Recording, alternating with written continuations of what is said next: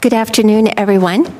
Welcome to this afternoon's briefing. My name is Carol Werner, and I'm the Executive Director of the Environmental and Energy Study Institute. This afternoon's briefing is on the topic of how can the federal government help prepare local communities for natural disasters. In this afternoon's briefing, we're going to be led through a discussion of the recommendations and the dialogue that occurred as a result of a task force that had been organized at the behest of the White House entitled the State, Local, and Tribal Leaders Task Force on Climate Preparedness and Resilience. This bipartisan task force was comprised of 26 governors, mayors, tribal leaders, and other officials who spent a year compiling recommendations on how the federal government could best provide the kind of responsive assistance that local communities felt that they needed in order to be more resilient to the impacts of climate change that they were already seeing, as well as those that are being projected. Throughout that year process that this task force came together, met, and then compiled a report, and they came forward with more than 500 recommendations, which they then whittled down to about 35 very specific recommendations. Throughout this whole thing, at different times, we had occasion to be in conversation with gubernatorial offices, as well as a couple mayors who had spoken at EESI briefings on resilience topics last year. Throughout this process, I was always struck by the great seriousness and dedication that these state and local leaders were bringing to this very important topic because of what they saw as the very real impacts that they were already dealing with, their concerns about how best to protect their citizens, their communities, public health, and property and businesses and their local economies in terms of dealing with the kinds of disasters that that they had been experiencing. And as we know, I think over 47 states have had presidentially declared national disasters in the last couple years. And so this is something that is very real, that people at the local level in terms of state and local leaders are having to deal with in very real time. And of course, the greater the amount of tools and knowledge and experience that they have and that they can glean from their peers, it means the more effective that people can be in terms of really protecting and making their communities much more resilient to these kinds of natural disasters. So we are going to hear from three people who were very involved throughout this year-long task force exercise, and they are now very much involved in terms of working with their colleagues and their elected leaders in terms of the implementation and execution of a number of these recommendations. And we will first hear from Sam Ricketts, who is the director of the Washington office of the governor of Washington State office. So Sam is the director of Governor Jay Inslee's DC office here, where he is Governor Inslee's chief liaison with Congress, with federal agencies, and the National and Western Governors Associations.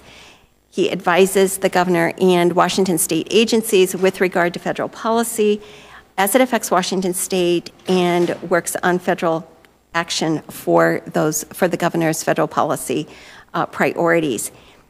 Before serving with Governor Inslee, Sam also was the executive director of the U.S. House Sustainable Energy and Environmental Coalition, called SEEK, which is a caucus that had been formed by then Congressman Jay Inslee and Congressman Steve Israel to promote clean energy and climate action. Sam?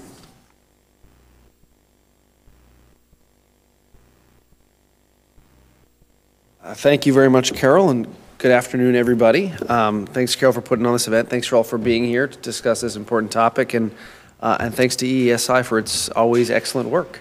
I look forward to participating.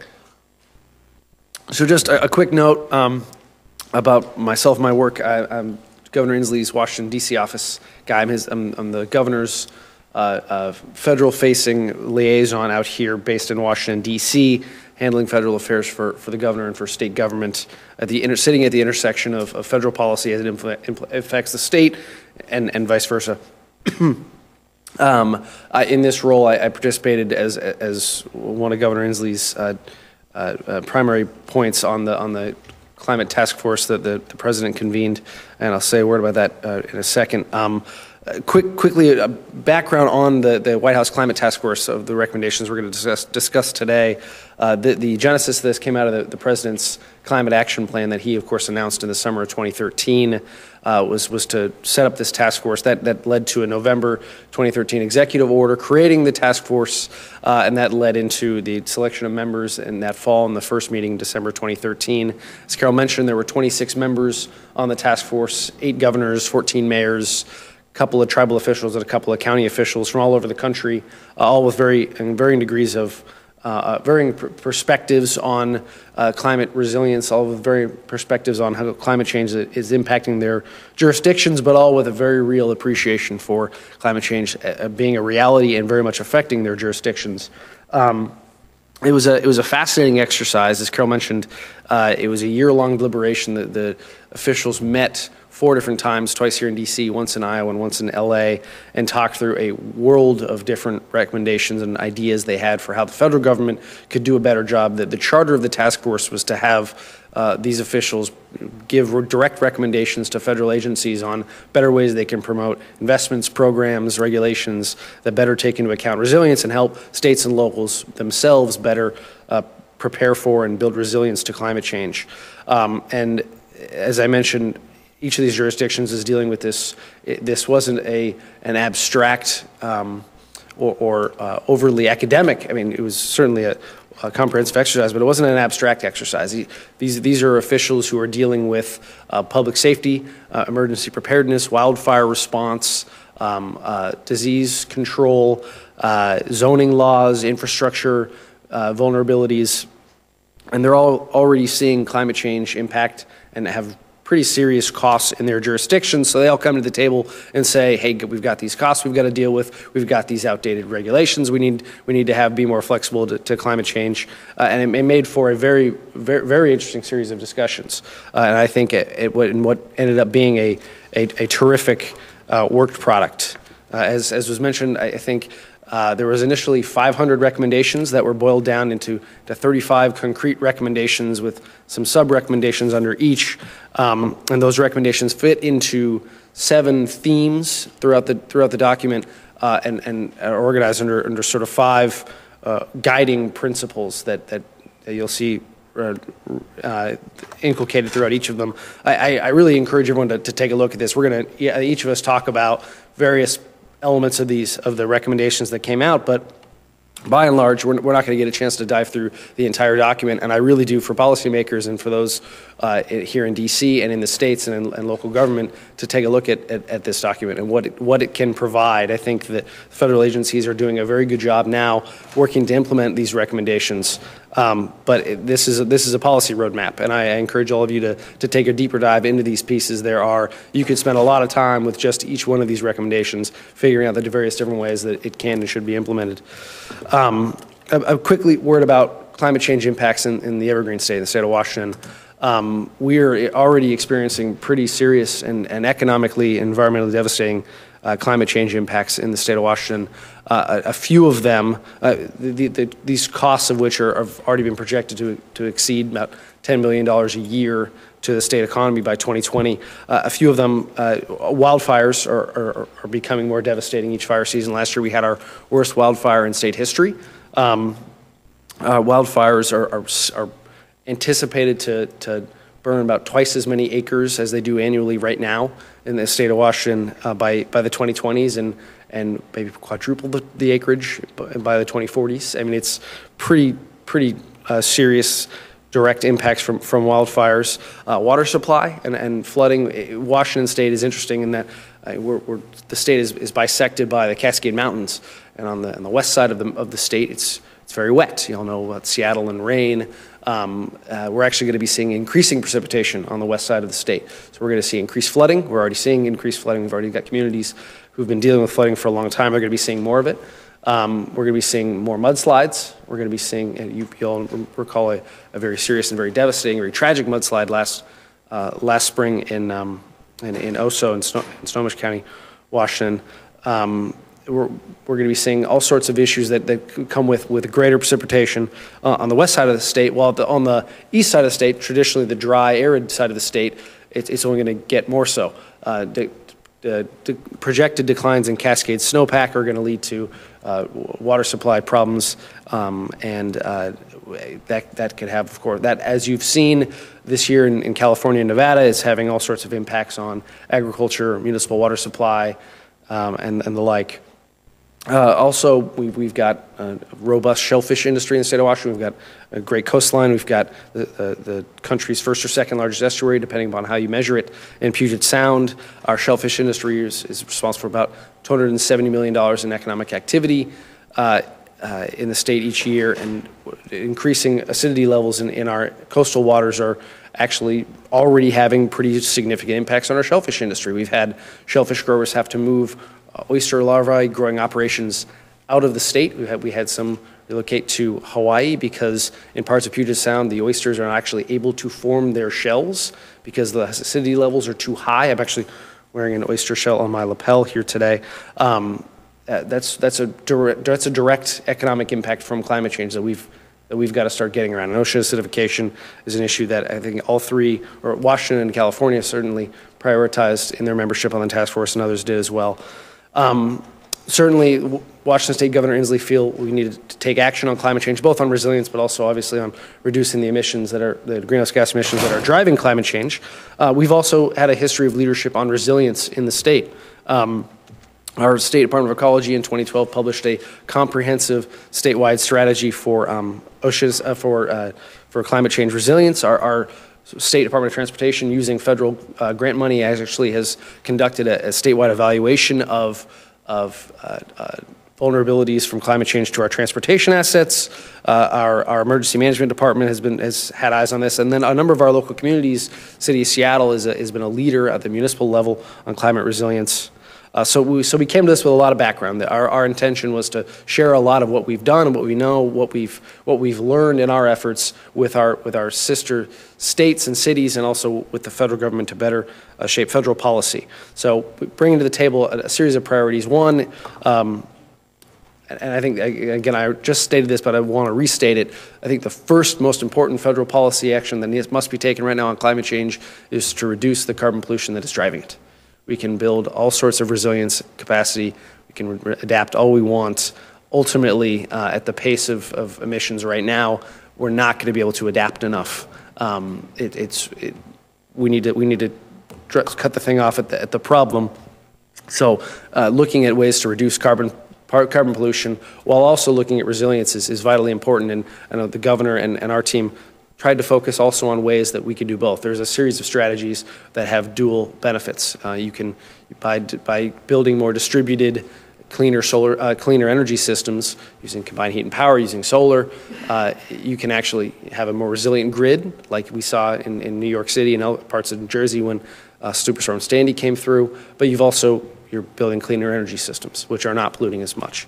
You can have better forest management practices that are helping to prevent wildfires and the great carbon and other pollutant emissions that come from those fires, while also helping to sequester carbon out of the atmosphere.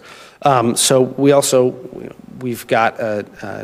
we prioritize making sure that local and state governments have tools and resources and coordination that they need with the federal partners to be able to continue to build on their resilience efforts, and I'll get to more of that in a second. We talked about promoting more resilient investments versus investing in things that are no longer contributing to resilience. And then we, again, prioritized a focus on ocean acidification. I think states each broadly, and I mentioned each jurisdiction has slightly different problems, but numerous different states brought various different ideas to the table. Vermont had all sorts of really instructive lessons learned from its response and recovery from Hurricane Irene. Maryland has been doing wonderful work with sea level rise and storm surge and their statewide policymaking. Hawaii and actually the territory of Guam both came to the table with very important recommendations that are unique, obviously, to islands in the Pacific, some of which are pretty darn low to sea level.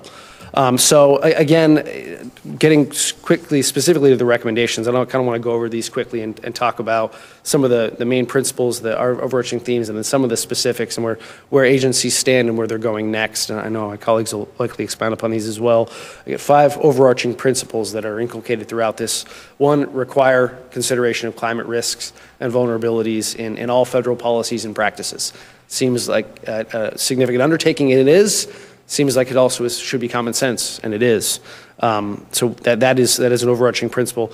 2, and I spoke to this, maximizing opportunities for dual benefits, climate resilience and greenhouse gas emissions. 3, strengthen coordination and partnerships between federal agencies who are doing various siloed things on climate resilience, but also between federal agencies and with states and locals. There's still strong bridges to be built there. Provide actionable data and information on climate impacts and related tools. And we'll get to the definition of actionable in a little bit. And then consult and cooperate with tribes, which is a vital piece of this. Tribal nations throughout Washington, throughout the country, are uniquely vulnerable to climate change. So quickly, 7 main themes of the recommendations. And I'll try and just give a quick example of each. 1, building resilient communities, incorporating climate change considerations into traditional programs to rethink their approach. A good example is develop and encourage adoption of resilient standards in siting and design of buildings and infrastructure. Should at least be done. The federal government itself can lead the way as a first mover there. 2, improving resilience of infrastructure, climate smart coastal and water infrastructure, use of green infrastructure. I mentioned clean energy systems. By having the federal government remove some of the roadblocks to property assess clean energy financing, we again build some of those. Tap into a private investment to build some more distributed and cleaner and resilient energy systems. We're ensuring the resilience of natural resources. Natural resources are obviously vital to the environments and public health in our state, and also just particularly in the state of Washington, we have the best and most beautiful natural resources. We need to protect those, and they have their own economic benefits. We need to combat invasive species, integrated watershed management that looks at the whole river system, looks at the whole estuary, and not just a piece of it. Number 4, preserving human health and supporting resilient populations. A good example is building on CDC's Climate Ready States and Cities initiative. Again, there's already good authorities and programs out there that need to be further invested in or built upon. 5, supporting climate smart mitigation and disaster preparedness efforts. As I mentioned, some of the disasters and hazards that are facing the state of Washington. Each state and local jurisdiction probably has a little different, unique hazards facing them that are being furthered by climate change, but we need to remove barriers to rebuilding smarter, in a smarter way. I know Vermont had great examples of federal barriers they ran into when they tried to rebuild from Irene in a more climate smart way, and they couldn't because FEMA was telling them that wasn't compliant with the Stafford Act. 6, understanding and acting on the economics of resilience. There's a number of partners who need to be involved and more deeply engaged. The insurance industry is an example of one of them who has been engaged, and the federal government can better collaborate with them. 7, and finally, building capacity for resilience. Give states and locals better info, or maybe not give them better info, help them have the resources to better understand info that's out there or to create the information themselves, and I'll touch on this. Now we're again shifting to implementation. I just gave you just a very brief overview of the overall recommendations. I do encourage you everyone to dive into the document itself. CEQ is leading implementation. They've been the driving force on the report, and they're the driving force with federal agencies on implementation. Each individual agency has been, or a number of them have been tasked with pursuing implementation of pieces that they're falling under their jurisdiction, and they're obviously also having these conversations through the federal interagency climate resilience task force. But a few of the pieces that have been particularly of note: last week, FEMA announced that states from here out need to consider climate change as a part of their state hazard mitigation plan. Every state submits to FEMA a hazard mitigation plan that needs to be approved. Until now, only I think about 11 or 12 states that actually incorporated climate change considerations into their plans. FEMA is saying that's not good enough anymore. Again, this seems like common sense, and it is, but people hadn't been doing it. So FEMA, with the urging of this task force, is now making that official. 2, CEQ is finally moving to finalize the guidance that it had been working on for some years on how federal agencies need to incorporate climate change impacts and also greenhouse gas emissions from projects under NEPA review, under the National Environmental Policy Act. Again, it seems to make sense that the country's overarching national environmental policy, NEPA, which has been around since the early 1970s, should incorporate climate change and greenhouse gas emissions in its reviews, but again, it wasn't in place. And so now CEQ is moving to finalize that guidance, which I think they should be doing in the coming months. Again, at the urging of Governor Inslee and at the urging of this task force. HUD is out with this National Climate Resilience or National Disaster Resilience Competition, $1 billion opportunity for states and counties to take advantage of as they seek to look at past disasters and build resilience towards future disasters, particularly with an eye towards climate change. There are other pieces of this, particularly in the West. The WGA, at Governor Inslee's urging and stemming from this task force also, is taking a look at wildfires. Western states are being eaten alive by wildfires, not just in Washington, but across the West, and we're increasingly talking amongst each other and with FEMA about looking at better ways that FEMA and federal agencies can provide support for recovery and response and long-term recovery for communities impacted by wildfires. But there's plenty more to be done. Most recommendations had an eye towards executive action.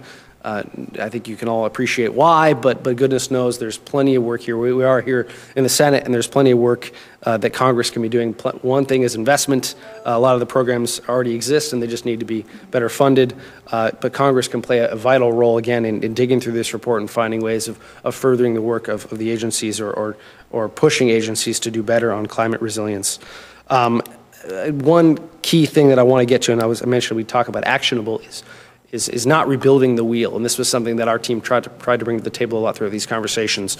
We in the state of Washington have done a lot of work to invest in climate resilience and understanding how climate change is impacting the evergreen state. We've created the University of Washington Climate Impacts Group, which is a phenomenal group housed in the state's one of the state's public universities that has been understanding these impacts and actually boiling down to a very specific level in counties and local jurisdictions about how climate change is impacting the state and its communities. So we don't always just need there to be new platforms put forward, new hubs announced, but rather to find better ways of understanding what the individual communities actually need and what influences their decisions on things that climate change would affect, and then meet the needs and help people understand how they can use these tools.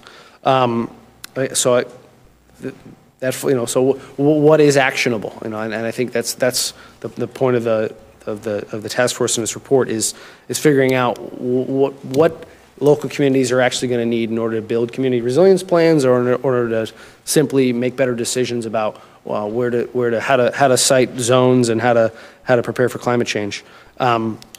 It's better info. I think we still need better info on what info local communities and states are looking for, but that is a top-down as well as a bottom-up partnership.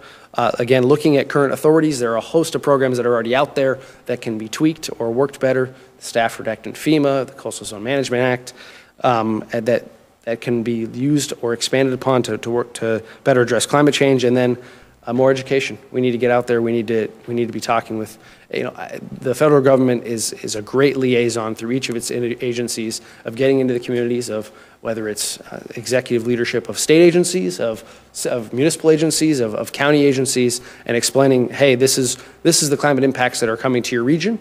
If you want to know which ones are coming to your particular town, we should probably have a longer conversation. But start getting wise on this stuff, because it's coming, it's already here in many places, and it's becoming very costly. So this has been a terrific undertaking. I know the governor was very appreciative of the opportunity to serve on the president's task force. I think it provided us with the opportunity to learn a lot from our sister states, and we hope vice versa. We look forward to continuing to work with the federal agencies on continued implementation of the recommendations. So thank you, Carol. Thanks everyone for being here.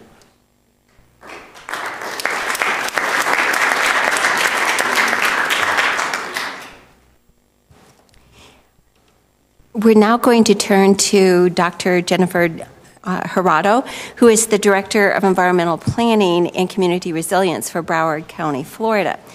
Dr. Jurado was deeply involved in helping with the staffing of this task force and in supporting elected members from the four-county area with which he's been specifically working in Florida.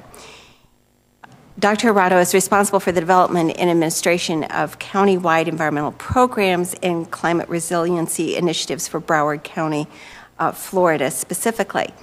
And within that, primary focal areas include regional climate mitigation and adaptation, water resource policy, planning and management, shoreline protection, and marine resources conservation and management. Since joining Broward County in 2002, Jennifer has worked on and has overseen multi-jurisdictional initiatives focused on water resource protection, alternative water supply planning, and the development of advanced hydrologic models and comprehensive planning efforts with an emphasis on climate resilience and adaptation planning for sea level rise. Now, I wanted to go through and read each of these issue areas because they are all areas that were very important to the task force, and obviously they are very important to the area that Jennifer is working in Florida. She also played a lead role in the creation of the Southeast Florida Regional Climate Change Compact, which is a four-county commitment to work regionally on climate mitigation and adaptation strategies. And this has been going on for a while because of the concerns from local leaders about what they were seeing in southeastern Florida and the need to address it. And in fact, I wanted to call to your attention an article that was in the front section of the Washington Post today, which is really discussing this four-state compact, regional compact in Florida and why it exists and some of the actions that are being taken and the concerns of local citizens that this compact is really trying to address. And what was so important was all of the information and experience that people working on this compact were able to feed into this task force because while Southeast Florida is dealing with some very unique and special problems, some of them are also being seen other places, and they also bring a whole lot of experience with regard to having to think about how to best plan it and manage these kinds of really difficult situations. So let's now turn to Jennifer. Thank you, Carol, very much for the introduction and for the opportunity to participate in this important panel conversation. I'll admit that my role really was a support role to our former Broward County Commissioner, Kristen Jacobs, who's been a tremendous advocate for climate resiliency initiatives, and I had a great pleasure of working with her for a number of years. She was the co-chair of the Built Systems Work Group to the task force, and so we provided direct staffing to the activities there that included transportation, water, energy, built environment, and we later added a sector that was specifically coastal infrastructure because we felt that the unique circumstances of our coastal communities really warranted a very focused discussion in that area.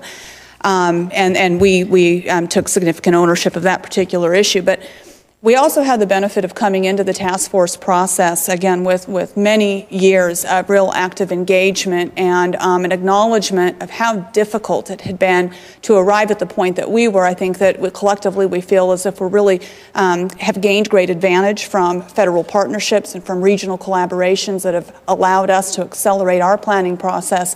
But we've also appreciated that there's a very significant divide to overcome when you're moving from the general policy concepts and planning initiatives to the true types of investments that need to take place in our communities in order to begin to realize the benefits of climate resiliency.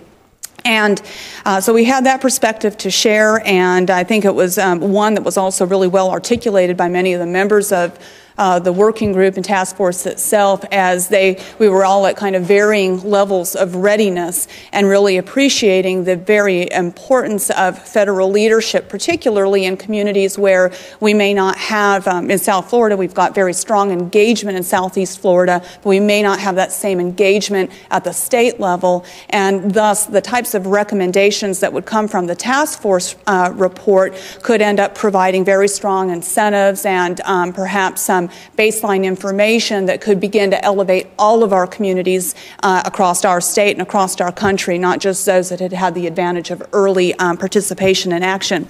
So what I'd like to do is begin by just kind of telling a little bit of the South Florida circumstance, because as Carol was expressing, this has been a reality that has been well observed by our residents, by our business leaders, by our elected officials, both Democrat and Republican, and our initiatives have been very reflective of bipartisan collaborations within our counties and across the four-county region.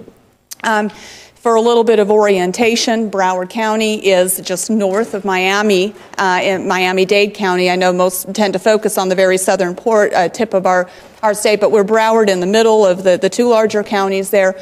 We have a coastline of about 23 miles. We have a population of about 1.8 million. We have 25 water utilities, about an equal number of wastewater treatment facilities. We've got an international port, an airport. The port has about $20 billion in economic activity in a year. The beach and our coastal resources support another $10 billion in economic activity. 3 feet of sea level rise. We have about $6 billion in infrastructure that is vulnerable. We have about 30% of our landscape at an elevation of 5 feet or less, and we're very densely developed, and we're squeezed or sandwiched between two very important natural systems, the Everglades to our west, which is protected and is not an area of retreat, and of course our coastal waters to the east. So it's a very unique environment with very significant vulnerabilities by virtue of our landscape and our topography. We also have another kind of confounding factor, which is 1,800 miles of canals that provide drainage and flood control for our community. So the entire functionality of that system is dependent on the ability to move water with gravity from west to east.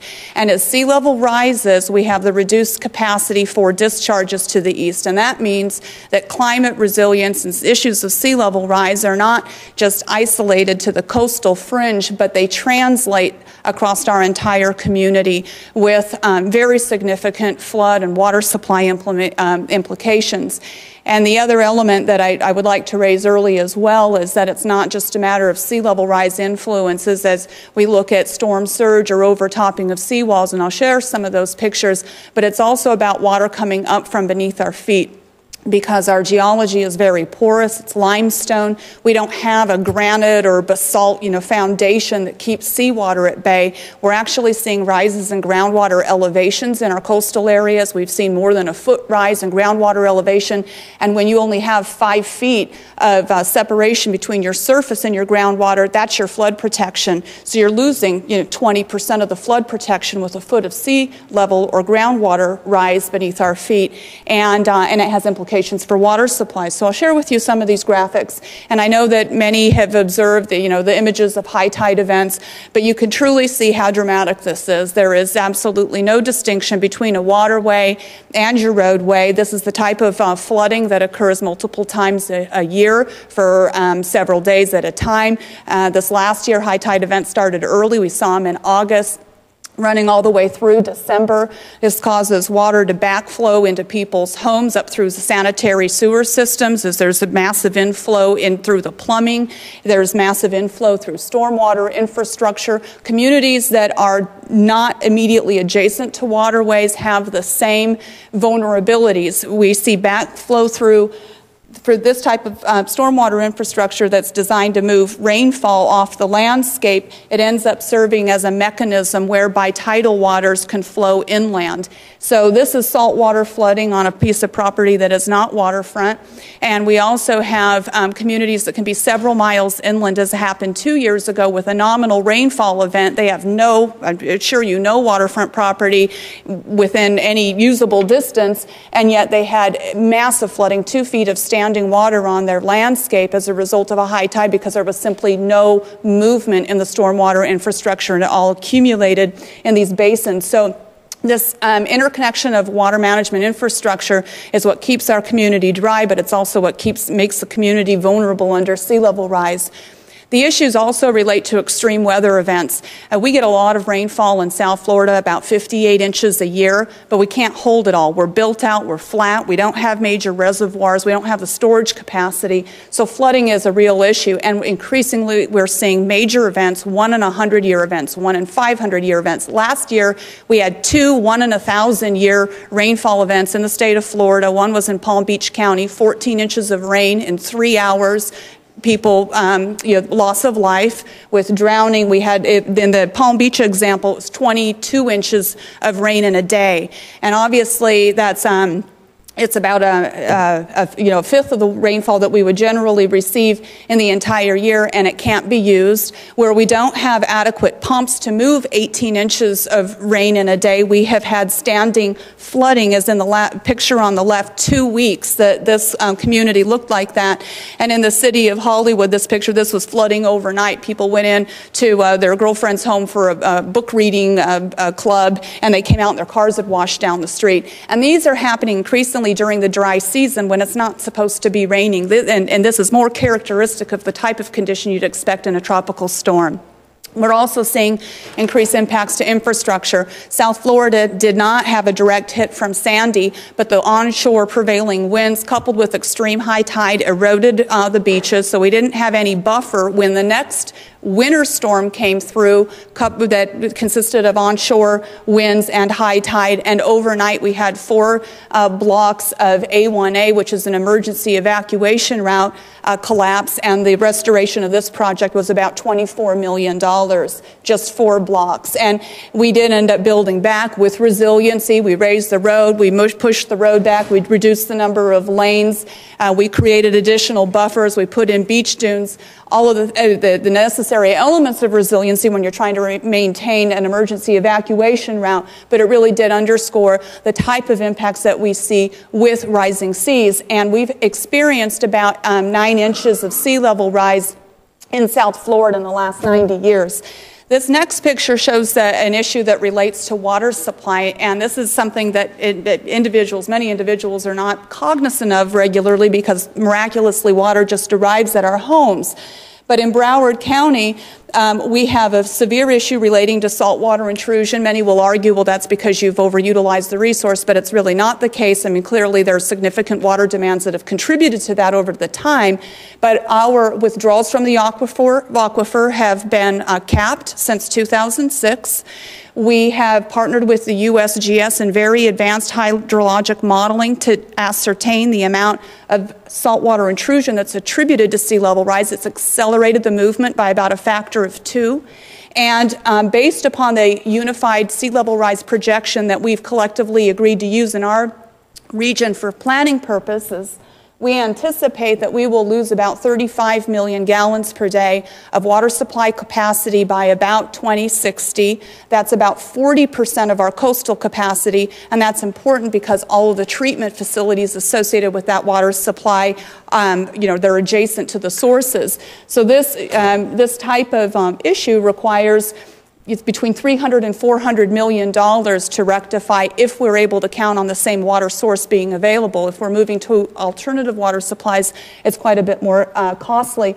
And so we're looking at regional water initiatives to help address that type of vulnerability, but it's also important in our conversations to recognize that while that's the reality in 2050, it's a gradual eroding of capacity. We don't lose the wells overnight, and we don't have the flooding impacts only realized at a future point in time. It's a gradual eroding of drainage capacity, water supply capacity, increased storm events that all create these additional vulnerabilities. And it's not just Broward. We share a common landscape with Southeast Florida, and we began to appreciate the magnitude of investments that were being made across our communities that led all 4 of our counties to come together with the determination to share the expertise, share the investments, develop more robust planning tools and strategies than if we were working individually, and also ideally position ourselves better for partnerships with the federal government, because we knew that those resources couldn't come down and benefit each of the 110 cities in our 4-county area. But with 4 counties with a population of nearly 6 million, we account for 1/3 of our state's economy. It was more of a pressing and prominent voice calling for resource support. We agreed to collaborate in climate and energy policy at the state and federal levels, to develop common planning tools such as the Unified Sea Level Rise Projection and vulnerability maps and so forth to inform our planning decisions, also greenhouse gas emissions inventories. We agreed to develop a regional action plan, which was produced. It was finalized in 2012. It's been adopted by all 4 of our counties unanimously by our bipartisan boards. It's been embraced by our cities, about 1/3 of our cities in the 4-county area, and this is Palm Beach, Broward, Miami-Dade, and Monroe County. Monroe is the Florida Keys. They formally signed on with support for the Southeast Florida Regional Climate Change Compact, implementation of the action plan, and even more cities are actually implementing the recommendations and participating, even though maybe a resolution has not been adopted. And then the 4th area of collaboration has been annual hosting of climate summits. And then in those situations, we have elected leadership from all 4 of the counties, our city managers, business communities, environmental interests, academic partners, all come together for this comprehensive conversation about what's happening in our environment, how is planning being advanced, and what needs to happen next. And we rotate those conversations in terms of each of the counties that's hosting and participating. And as a result of working together, we've been able to maximize benefits. We have benefited with the USGS, the Department of Energy, EPA, they're all detailed here, that have brought technical expertise to our processes. But it isn't just what's happening in the 4 counties. We know it's a strong alignment with our federal agency and state partners, and then the implementation at the local level where so much of the investments need to be made. And that's really where the task force report comes into play. We know that we've been able to gain significant advantage because of the partnerships that have been enjoyed. Many of our communities have not had that same benefit. They don't have the resources. They don't know where to start. They don't know what's the best data. And so much of this conversation was, how can we use the federal expertise and the investments and the competency that's available, bring it back to local governments, bring actionable and scalable information. We can't just use the projections from the National Climate Assessment. What does it mean in my community? And then one of the other conversations was, well, the federal government clearly can't be in all places at all times. How can we incentivize regional participation and collaborations? And since then, I think that we've seen a number of investments that are coming forward, initiatives and programs that are being structured and scaled to provide that type of incentive. We've had the climate data centers that were announced during this process, designed to help bring actionable information to communities, support for agriculture. We had the Climate Action Champions Award that was announced, that was clearly established to allow and encourage regional collaborations. It's really about also ensuring that the information that is being provided can help guide state policy as well. And it's not, while the resources are critical at the local level, local governments are also precluded from doing a great deal by virtue of state policy. So how can the federal government encourage states to take a more proactive stand and align their processes with the progressive planning and the type of accountability that's prevalent throughout the local governments, but needs to be more and better supported by all of the variety of state investments. So the task force report and the recommendations that we've seen evolve as of late, including the flood standards, are very important. We've expressed support for those flood standards, for the clean carbon rule, for natural systems infrastructure that's advanced by principles advanced by the EPA, the NEPA guidance that incorporates climate mitigation and adaptation are all critical mechanisms for ensuring that climate resiliency is part of programs, that federal programs are expanded to directly support and require climate resilient investments, and that they're broadened in a manner that are more responsive and modern to the types of challenges that we're realizing today, that there's a great deal that needs to be enhanced. So we look forward to continuing to see the rollout of the executive orders that are supporting implementation of the recommendations. They were clearly advanced out of a great need and a realization that the federal government has a responsibility and local governments have a need for those, for the expertise and partnerships that will collectively advance resiliency and protect our communities and our economies. And hopefully South Florida serves as a really good model of how we can be more effective in working at those levels and scales of collaboration through local government and state and federal. Thank you.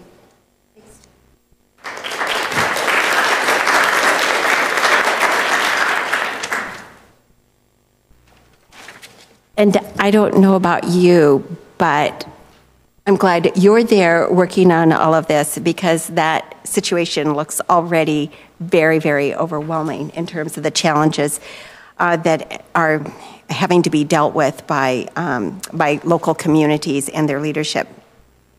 So we're now going to turn to another representative of local government, to Carolyn Berndt, who is the Program Director for Sustainability at the National League of Cities, where she is part of the federal advocacy team leading NLC's advocacy, regulatory, and policy efforts on energy and environmental issues that include water infrastructure and financing, air and water quality, climate change, and energy efficiency. And of course, the National League of Cities is the oldest and largest organization representing municipal governments. The task force included several mayors, including Mayor Ralph Becker, who is the mayor of Salt Lake City and who is also the current president or chairman of the National League of Cities. And so there were as I said, several mayors that were part of the task force, including the leadership of NLC. And Carolyn is going to speak to us a little bit more specifically about what the task force recommendations, what dealing with resilience and preparation means for local governments, for cities.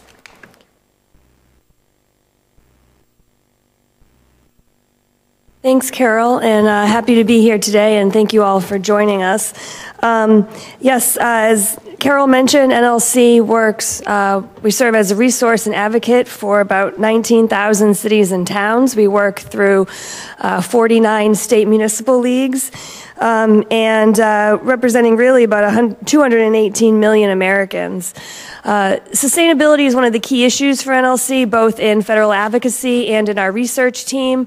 Where we have the NLC Sustainable Cities Institute with best practices, model policies and ordinances, and research on the various topics within sustainability.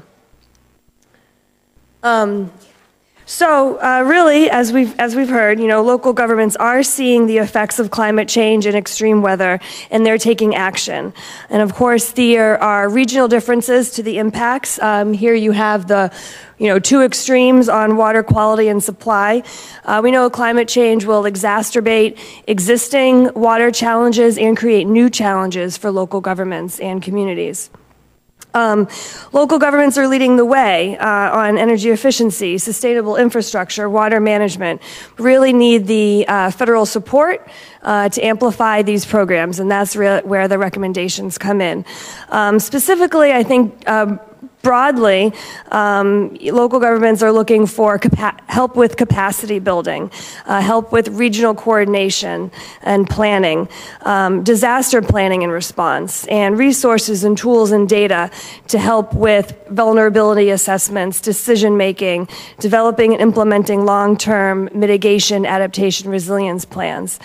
And so why do local governments care about the task force recommendations? Local governments are the first responders to emergency situations. They prepare in advance of emergencies, they respond to those in need, and they're there for the recovery process. I wanted to spend a little bit of time just talking about 3 of the cities that were represented on the task force, Houston, Fort Collins, and Salt Lake City. I'm going to give a little bit about what each of these cities are doing and kind of what the recommendations, perhaps are most important. So Houston is a large community, about over 6 million, projected to grow to 7 million by 2020. Their main focus is on reducing greenhouse gas emissions as their population is going to increase. Their climate impacts, again, are the heat and drought, storms and floods. So what are they doing? They've replaced all their streetlights with LEDs. They're focused on energy efficiency, improving the energy efficiency of buildings, growing their hybrid fleet, municipal fleet, purchasing renewable energy for municipal buildings, advancing electric vehicles, and installing solar meters, solar parking meters. They also have an aggressive bike sharing plan, a bike sharing system, and they've started a comprehensive bike plan, a study. And this is a $500 million public-private partnership where they're going to further build on their system of bike paths and trails, which I have a slide on in a minute. This is not only for recreation, but it's also about mobility. I mentioned reducing greenhouse gases. Obviously, the transportation is a key here. Oh, whoops, forgot I had 3 on one slide. Fort Collins is really a story about fire and flood. There was a 2012 High Park fire, which burned about 80,000 acres, and that was really a precursor to the 2003 flood. The fire changed their landscape around Fort Collins. It caused erosion. Since the fire, there's been increased erosion, debris flow, flash floods, and it destroyed their natural infiltration system, which they had to spend $2 million to rebuild, to build a structure that was destroyed from the fire. So again, the disaster preparedness and recovery recommendations from the task force are really important here. As was their peer-to-peer learning with the state of Vermont, which really they credit, the state and the city both credit with helping to speed up the recovery process from the 2013 flood. But really, it was the lessons learned from the 1997 flood, which was a greater than 500-year event. And incidentally, the 2013 flood was only a 50-year event. Lessons learned from that really helped them minimize the damage and the impacts.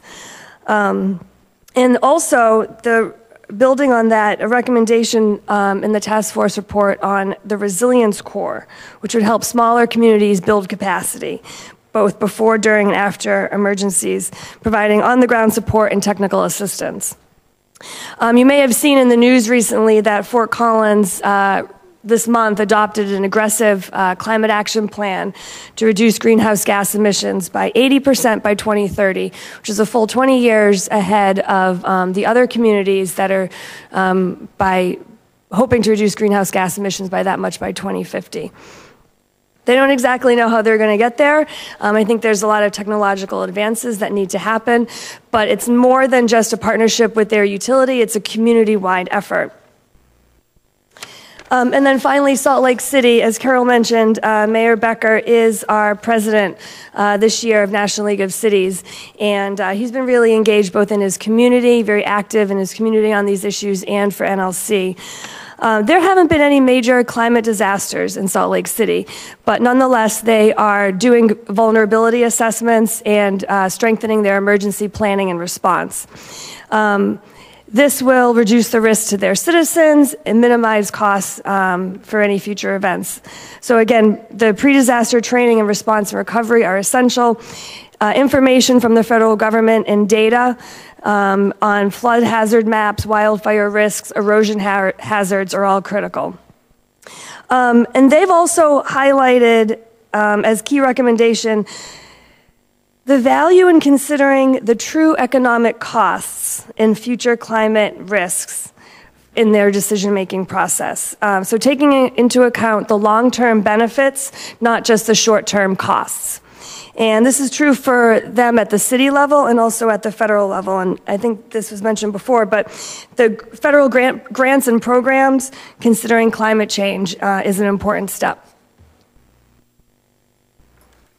Okay, and then I just wanted to talk about 2 other recommendations that I think are really going to be critical for local governments. The first one is PACE.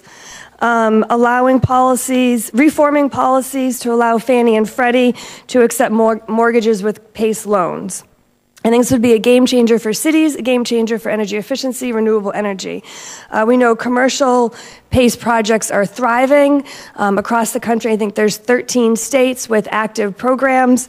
Residential PACE is happening in California. The state was able to set up a loan loss reserve fund in a handful of other states. But this, we know saves homeowners money, improves property values, stimulates the economy, and improves the housing market. There's also a pilot program in California with HUD to look at PACE projects for multifamily housing. And I think this would have, if that program is successful, that could have positive implications for PACE programs nationwide.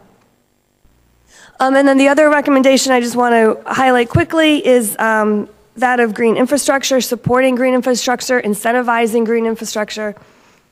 And here we have Chicago. This is obviously a green roof, but they're doing a green alley program. They're looking at their tree canopy and not only increasing their tree canopy, but looking at which trees are able to be planted in Chicago. And it's no longer the cold weather trees, but it's more of the southern trees that are warmer weather.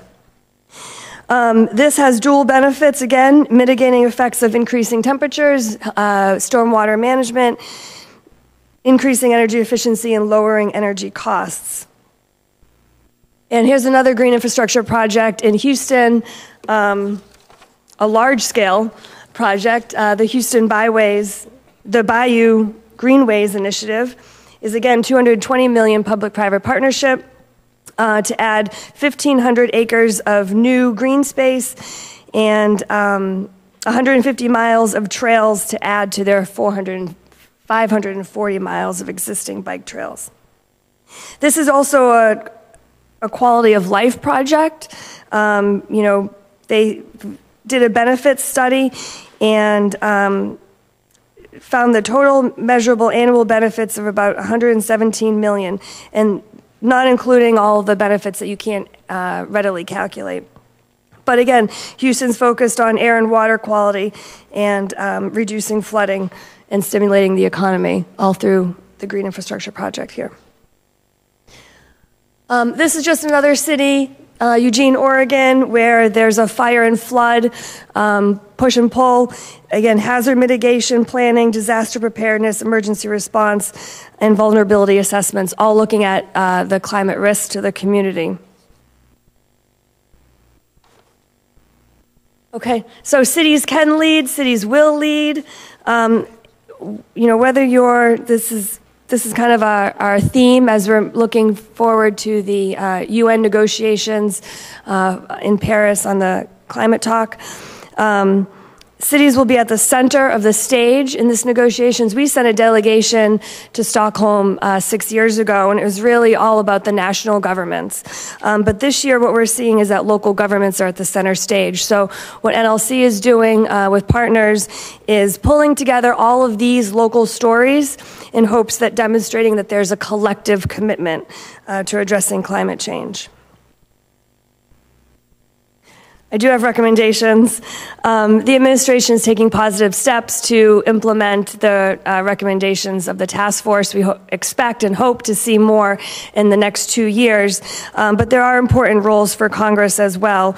And I'd be remiss if I didn't talk about tax-exempt status for municipal bonds. It's the main source of funding infrastructure projects. Without this, local governments will pay more to finance projects, leading to less infrastructure investments, fewer jobs, and greater burdens for those that have to pay higher taxes and fees. We need more financing tools, not less, and we have to be smarter with what we have, especially in terms of improving infrastructure and rebuilding our communities to be climate resilient. And second, I want to mention the Portman-Shaheen bill, a broad, comprehensive bill on energy efficiency. And we are particularly supportive of the provision there that would allow lenders and homeowners with more flexible underwriting standards to include the home's energy cost savings in mortgages. And then finally, also national policies that will really drive long-term investment in change and local success. And local governments are taking action, cities are taking action every day, and this will save lives, strengthen local economies, save taxpayer dollars, and build preparedness for future events. Thank you.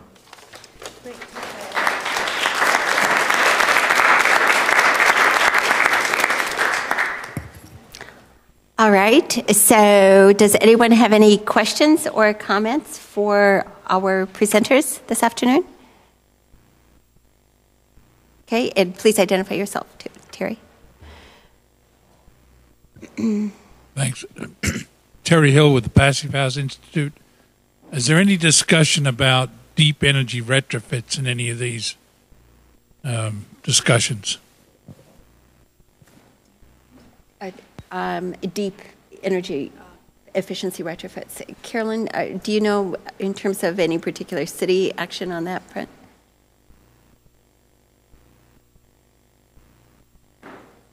Okay, I think it's on.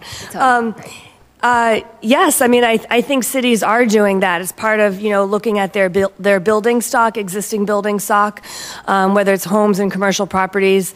A lot of cities are engaged in the energy retrofits. And I think a big push on that came from the Energy and Conservation Block Grant that Congress funded through the Stimulus Act. But yes.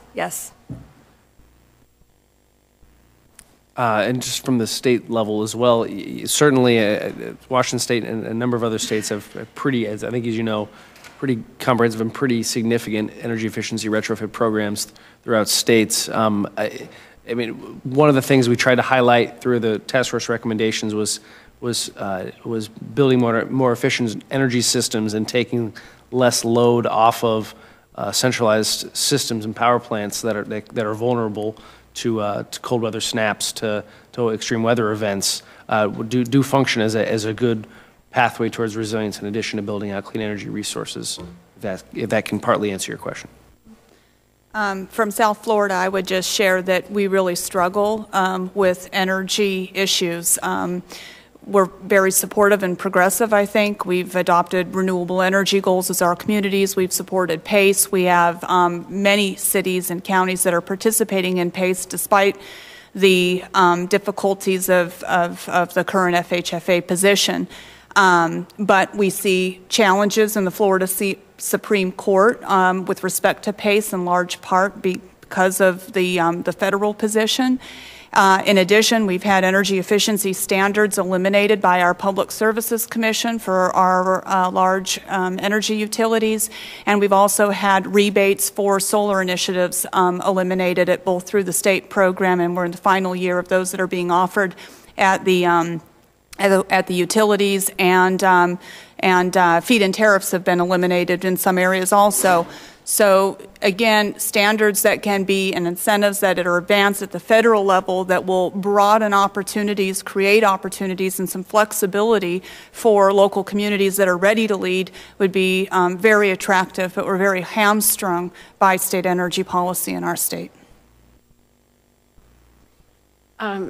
That's really interesting in terms of sort of looking at that combination of circumstances. And then I had wanted to just also ask all of you, I think, Carolyn, you raised it in terms of that there are a number of areas where cities, where local governments feel that they are hamstrung, well, and you just mentioned it in terms of the county level too, by states. And I was curious in terms of whether, in terms of, like Governor Inslee, in terms of thinking about also some of his other colleagues on the task force, and in terms of some of the mayors, county commissioners, whether there is now going to be an effort to kind of look at how maybe some of your associations might sort of look at this whole issue and, take that on a little bit more in terms of some of these barriers where state policy is blocking local governments from being able to move forward. What's the best way forward on that? And do you see, like, say, Western governors or NGA looking at that recommendation, or is NLC or the Conference of Mayors or NACO going to sort of push in terms of, say, some of the gubernatorial associations? I was just curious. And the short answer is no, I don't think so. The longer answer is, and this is a really good point that I think both my colleagues have drawn out, which is here I've talked about the things the state of Washington has done, is doing on climate resilience, which we think are progressive and are supportive of our local communities, our cities and our counties, who are also doing really remarkable things, forward-looking things in every corner of the state, blue, red, purple, and otherwise. But there are a number of states who are very much not doing these things, and as they've alluded to, it's important to note that of the governors from states and territories that served on the task force, there were 8 of them. It was bipartisan representation. There were 7 Democratic governors and 1 Republican governor from the territory of Guam. And by and large, the task force, which had also a number of Democratic and Republican mayors, as well as the county officials and tribal officials, important to note that these efforts were bipartisan, and unfortunately, as we all know, a lot of the discussion around climate, both mitigation and unfortunately the resilience, and which one could argue is just good government.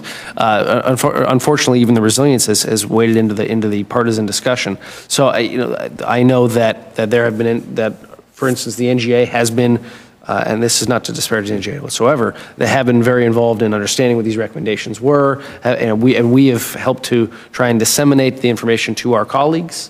Various states, first of all, face various different climate risks, and second of all, there's various appetites to undertake climate resilience activities, as we've seen in various states. Well, I would just say that, perhaps one example is the EPA's Clean Power Plan. NLC did support that in terms of local governments, helping local governments able to reduce their greenhouse gas emissions. And obviously there are a number of states that are coming out opposed. So how this plays out, I don't know, but I think that cities are looking really to be a part of that with the energy efficiency programs that they are doing. So I think that's one area where we are seeing this conflict. But again, it is also from the federal level as well. So. Mm-hmm. Other questions, comments? Okay, back here. My name is Sarah Pendergast with Union of Concerned Scientists. You've kind of talked about this, but I'd love to hear a little bit more about where does this initiative come from for investment in preparedness? Is this our businesses calling for it? Is this local leaders taking leadership, community members? Who's pushing for this? Yeah, in South Florida, I would say that there's a strong, diverse base. We have had the business community, for example, in the city of Miami Beach, it was the business community that really rallied to prompt the local leadership to be more aggressive on adaptation and resiliency issues. We have seen calls for bringing together the business community, the insurance community, the finance industry to look at adaptation strategies, finance strategies. But there's also strong support from the homeowners who are realizing those impacts. We had one community where, as a result of what was now this very chronic high tide flooding, that they negotiated with the city to fund at a cost of about $300,000 retrofit of the stormwater system with some technologies, and that if that played out, then the city would reimburse them and then utilize that as a more comprehensive strategy. So residents are looking for engagement. We've had business owners that have had $50,000 in flood loss with high tide repeated. Maybe it's in their business and in their residence. So I think collectively there's an appreciation that there needs to be these investments in infrastructure. That's the role of local government, and there's a stronger appreciation that the avoided losses of those impacts are going to be a wise investment, short and long term. Jennifer, could you talk a little bit more about the role of the insurance industry and how they are responding, or what kinds of actions they're taking? Well, the insurance industry, largely the engagement has been through the reinsurance, and obviously they've been undertaking very comprehensive risk assessments. We know that they've got extensive data sets and are well aware of what those risks are, and climate impacts continue to escalate in terms of the potential losses. In terms of the local insurance market, Florida's insurance is quite different from others. We have very stringent windstorm requirements, and we have state underwritten policies. So I think that the major influence is apt to come with the flood insurance. Of course, we saw the conversation that evolved with the Bigger Waters Act. We're seeing modified flood maps that are showing enhanced risks in these very vulnerable areas, and individuals are starting to think about whether insurance will be affordable long term, will there be a market for that real estate long term, and I expect that the combination of losses and insurance rate hikes will end up being one of the drivers in terms of what happens to some of the more vulnerable communities, even absent, the longer term predictions. There will be some adjustments in the shorter term. And I was also interested to ask whether you are seeing a lot of people from other counties within Florida that are coming to you to talk about the compact. Whether you're getting a lot from other states as well as within the state. There have been a lot of collaborations internally and with communities outside of our state. In the Jacksonville area, there's a business community that's leading on climate resiliency, and they've convened their own work group that's involving their Chamber of Commerce. So it looks like something akin to our compact could be evolving in the Northeast.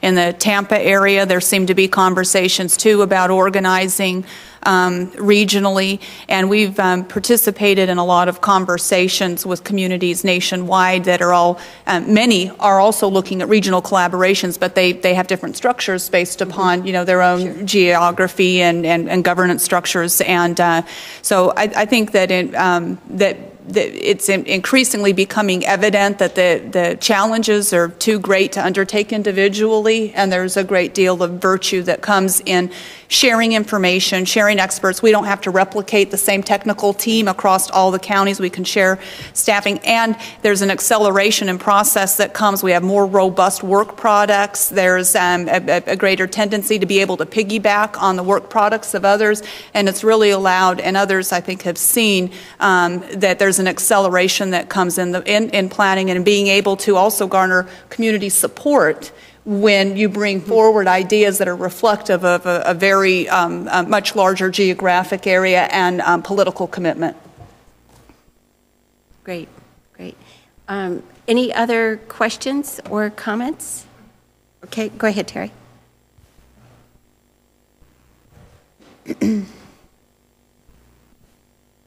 The insurance industry has come up with its own building codes. Fortified, or what I think the name or the acronym is. Are you seeing much of that deployed in Florida? The situation in Florida is, again, one in which we have very restrictive environment as it relates to building codes. In South Florida, we were successful in negotiating a very special part of building code for high wind velocity zone that includes Palm Beach and Broward counties. But there are restrictions on advancing building code and any energy code standards that would be more strict than the state standard. The state's building code lags about 3 years behind the federal building code. So I know there's this international building code that has many attractive measures. And I believe that all in all, there's a movement to integrate a lot of that into the Florida code. But there's a lag, and it's requisite. It's a requisite state process. Which is another issue that happens since a lot of these codes have to be approved at the state level. So, okay. Let me just ask, are there any particular other points that any of you wanted to raise? as you look at this and as the recommendations move forward. Okay, terrific. And so I want to thank you all for coming. Hopefully you will all look at the task force report, think about what it could mean in terms of your local communities, if you're with a federal agency, or in terms of thinking about state government. And I think there was a fact sheet outside that basically summarizes the recommendations of the report. And I also want to remind everyone that on April 20th, we'll be holding a second briefing with regard to recommendations in the report, but that briefing will really focus on recommendations coming from tribal leaders and looking at impacts, implications that they see, and with a special look at some of the situations that tribal leaders are dealing with in Louisiana and how they are planning to move forward. So I want to thank our panel very much for all of your hard work and all of the information that you gave us, which was a lot. So, and please feel free to take advantage of them because they're all wonderful resources, and join me in thanking them all very much.